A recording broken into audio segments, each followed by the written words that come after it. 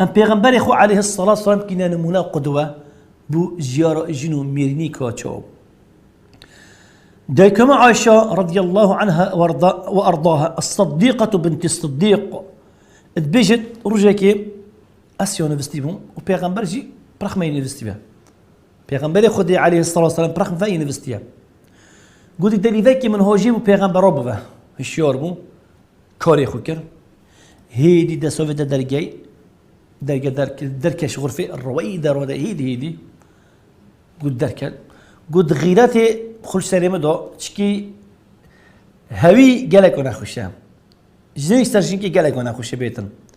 قلت غيراتي خلش سليمة دو قلت ما قلت الشافو منها شبيب تتدف هوية كومن قلت من حجاب اخو كده فتخمرت ومن خيماري خوشي نقاب خوشي كده قلت أصدر كتم ديف بيغمبري عليه الصلاة والسلام صحت كمي بيغمبري عليه الصلاة والسلام بري خدا كيري بري خدا جاي دي أو جيت هزرام دانا قلت بري خدا بقيعي بري خدا قبر الصحابة رضوان الله عليهم أجمعين قلت شو بقيعي قلت دست خبر في عسمانة فابلينكرن قلت دعاء بو خلكي بقيعي كير بالصحابة كير قلتي دعاء يدريج قلت أسمام قلتي مزاني بيغمبري الدعاء خلاص كنت صفرت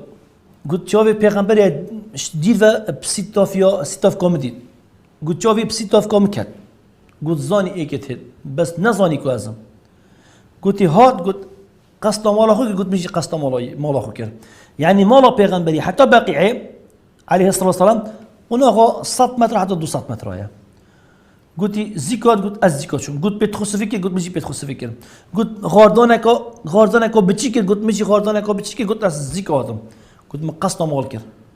مقصنا فيك وكذا شو ما بنجي تخواس نفستم كان ما زال نفستي ما قلت بيغمبر جور كان قلت منو كريا غار نفستم لا طنجة قلت بطانيكم لا تحركت قلت بيغمبري قلت من يا عائشة استدبين بنتجلق طنجة تخيرة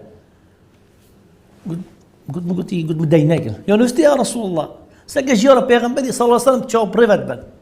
بيغمبر زانش مسألة بس بيغمبري عليه الصلاة والسلام في حياته خوش إنك خو بريفت بتخوش كتن قلت يا عايشة تخيرة بين طنج قلت لا شيء قلت تشينا قصتي خذي إنه قلت من لا تخبرني أو لا يخبرني اللطيف الخبير قلت بيش مستعبد شيء عندي خضاني عرض عصوانه بيشتمن هنا قلت من يا رسول الله حتى وتشتي الدليدة رب العالمين ظن قلت بلي يا عائشة حتى تشتي الدليدة خذت على الظنة جالي بصرمانة بيغمبري ما عليه الصلاة والسلام مصطين قدوة ونمونة بأمته أخوه شو أجيار أخو بريفات بير عليه الصلاة والسلام يعني أف موقفا هيك فيقف كي الظلام در كفت وجين كوي ديف در كفت كل الظلام كيف تشتم والظلام بيبحثين دي تشب سري فيجين كينت